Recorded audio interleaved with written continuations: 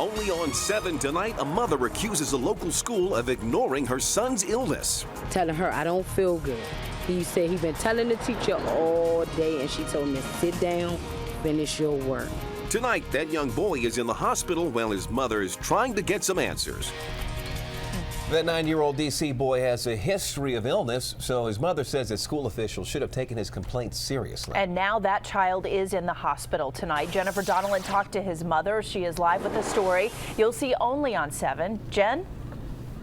Allison Leon, this is day 2 for this little boy. His mother says she took every single precaution possible to make sure that her sick child was taken care of. She drops him every day at school at 7:45 and expects to pick him up at 4 p.m. in good shape. Not like what you're about to see. And no one took him serious when he said he did not feel well. Taisha Ford says her 9-year-old son Blake told his teacher at DC Scholars Charter School in Southeast yesterday that he was hot and had a headache. He suffers from sickle cell, a blood disorder. He got up and told his teacher, I'm hot, I do not feel good. She said, go get some water, sit back down, do your work. He said he had his hand with his head on the desk.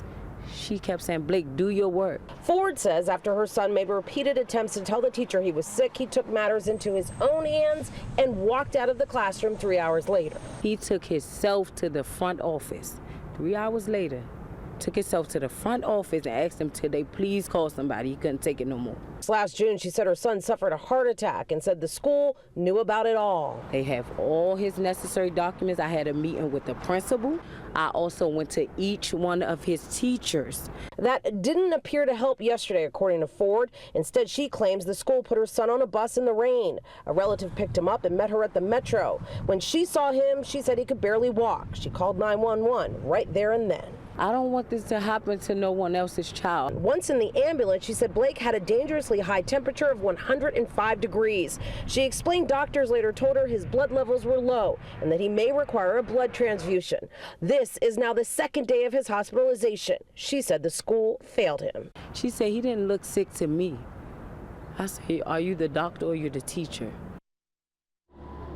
Now, how is Blake doing now? We just got off the phone with his mother. They are awaiting doctors inside his hospital room as we speak. She said this morning he could not get out of bed, so apparently he's not progressing that well. We did get a statement from Scholar Academies. That's the organization which runs this charter school. Here's part of that statement from the chief operating officer. We are following up with our staff and the child's family to discuss the specific matter, and we will ensure that we will review with our team all student health policies and protocols. Reporting live from Children's National Medical Center, I'm Jennifer Donnellan, ABC 7 News. All right.